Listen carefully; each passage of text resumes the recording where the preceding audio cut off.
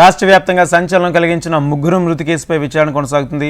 సదాశివనగర్ మండలం అడ్లూరు ఎల్లారెడ్డి చెరువులో మృతి చెందిన బిక్నూరు ఎస్ఏ సాయికుమార్, బీబీపేట పోలీస్ స్టేషన్లో పనిచేసే మహిళా కానిస్టేబుల్ శృతి, బీబీపేటకు చెందిన తోట నిఖిల్ల సంబంధాలపై పోలీసులు ఆరా తీస్తున్నారు.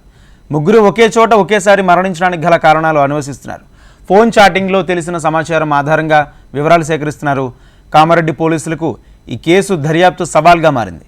మరోవైపు తెలంగాణ డీజీపీ డీఐజీ దర్యాప్తు వేగవంతం చేయాలని ఎస్పీ సింధు శర్మను ఆదేశాలు జారీ చేశారు.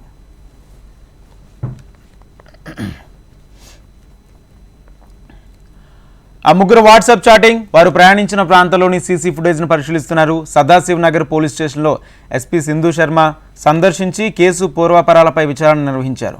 ఇక విచారణ అధికారిగా ఉన్న సదాశివనగర్ సంతోష్ నుంచి వివరాలు వారా తీశారు. ఈ ముగ్గురు మృతి చెందడంతో అసలేం జరుగుంటుందనే పెద్ద ప్రశ్నగా మారింది. ఈ క్రమంలో పోలీసులు ముగ్గురు ఫోన్లలో వాట్సాప్ చాటింగ్పై ఆధారపడ్డారు. బిక్నూరు నుంచి అడ్లూరు ఎల్లారెడ్డి వరకు సీసీ ఫుటేజ్ను పరిశీలిస్తున్నారు. ముగ్గురు మృతికి వారి మధ్య ఏర్పడిన పరిచయమే కారణంగా తెలుస్తుంది. అది చివరికి ప్రాణాలు తీసుకునే వరకు వచ్చింది.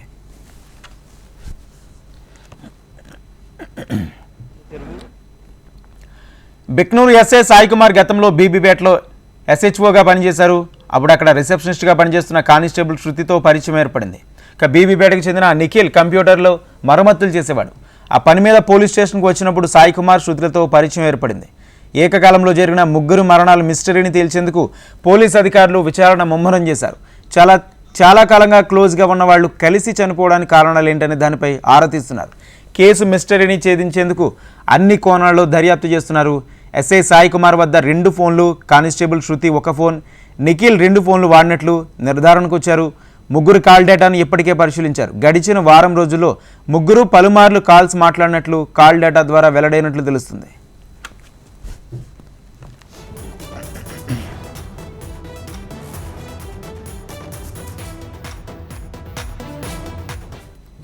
ఇక ముగ్గురు మధ్య ఉన్న పరిచయాలు, వాళ్ళు సడన్గా ఆ రోజు ఎందుకు కలవాల్సి వచ్చింది, అక్కడ జరిగిన గొడవ ఏంటనే అంశాలపై పోలీసులు ఫోకస్ చేస్తున్నారు. విచారణలో భాగంగా పోలీసు అధికారులు సీసీ ఫుటేజ్ను పరిశీలిస్తున్నారు. బిక్నూరు టోల్ ప్లాజా దగ్గర నుంచి మొదలుకుని అడ్లూరు ఎల్లారెడ్డి చెరువు వరకు జాతీయ రహదారి వెంట ఉన్న సీసీ కెమెరాల ఫుటేజ్ను పరిశీలించారు.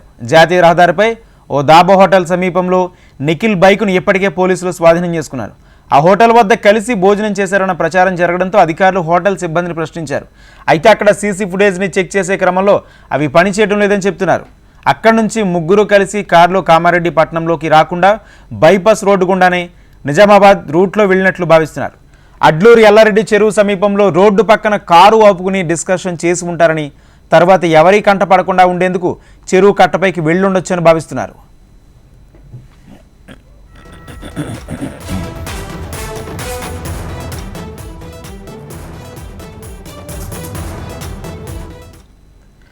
ముగ్గురు కూడా రెగ్యులర్గా వాట్సాప్ వాడుతున్నట్లు పోలీసులు తమ ప్రాథమిక విచారణలో నిర్ధారించుకున్నారు. ఎస్ఐ సాయికుమార్ వాడుతున్న 2 ఫోన్లలో ఒకటి కారులో ఉండగా మరో ఫోన్ ఆయన ఫ్యాన్ జేబులోనే ఉండిపోయింది. నీటిలో మునిగిపోవడంతో ఫోన్ ఆన్ కావడం లేదని తెలుస్తుంది. కారులో ఉన్న ఎస్ఐ ఫోన్ స్క్రీన్ లాక్ ఉండడంతో ఓపెన్ చేసే ప్రయత్నం చేసినా ఫలితం లేకుండా పోయింది.